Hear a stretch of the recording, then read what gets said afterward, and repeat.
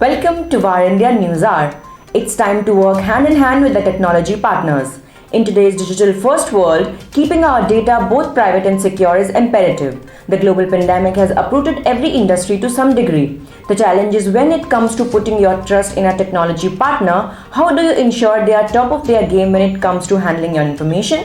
The solution for many is leveraging technology to reach customers who are operating businesses remotely, living in lockdown, or looking to replace the companies in their lives that have gone under.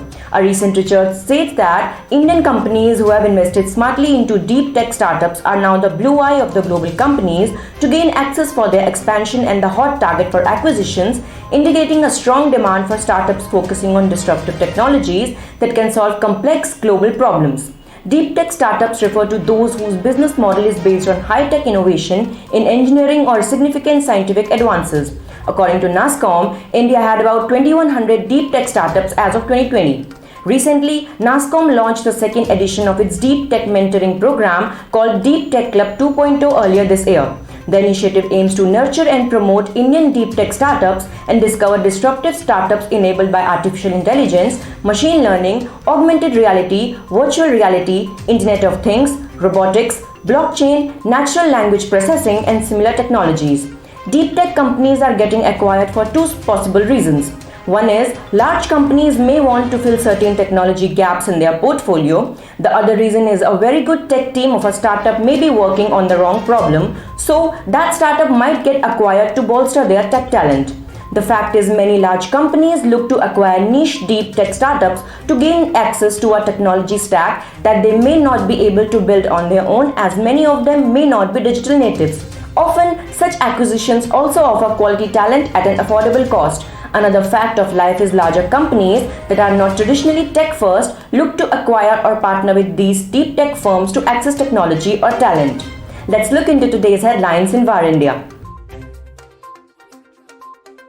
Google Cloud, Snapchat and Spotify back on track after brief outage. Snapchat, Spotify and Alphabet's Google Cloud appeared to be coming back online after a brief global outage on Tuesday.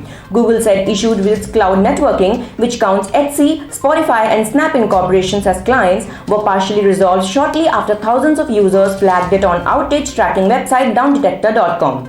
Downdetector only tracks outages by collating status reports from a series of sources, including user-submitted errors on its platform. Tuesday's brief disruption follows a 6-hour widespread outage last month that crippled Meta Platforms Incorporation, formerly known as Facebook, after faulty configuration changes on the company's routers. Mensa Brands becomes India's fastest startup to turn unicorn after raising $135 million.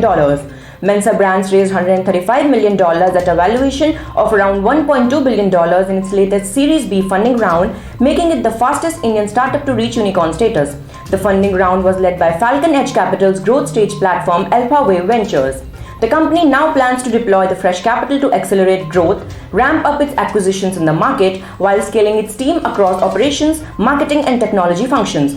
Founded this year, Mensa Brands has close to 60 employees at present and looks to scale it to 150 to 200 members over the next 12 to 18 months. Mensa currently focuses on fashion, beauty and cosmetics as well as the home furnishing category.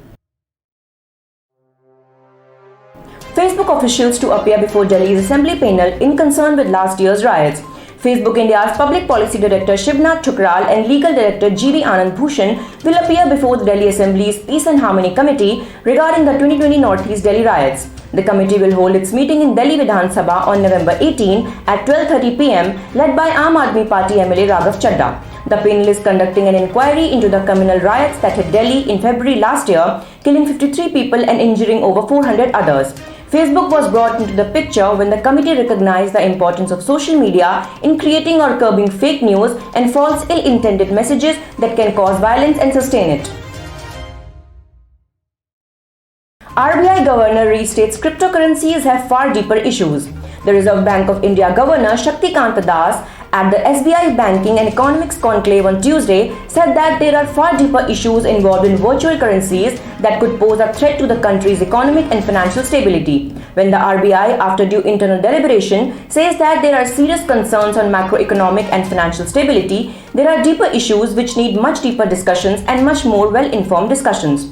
He further said that public expenditure will play a major role in pushing investment-led recovery, while expressing hope that the country has the potential to grow at a steadier pace in the post-pandemic scenario. Heyday raises $555 million to buy more D2C brands on the Amazon Marketplace universe. San Francisco-based Heyday has raised $555 million in a Series C round, co-led by the Rainey Group and Premji Invest, with previous backers General Catalyst, Victory Park Capital and Khosla Ventures also participating.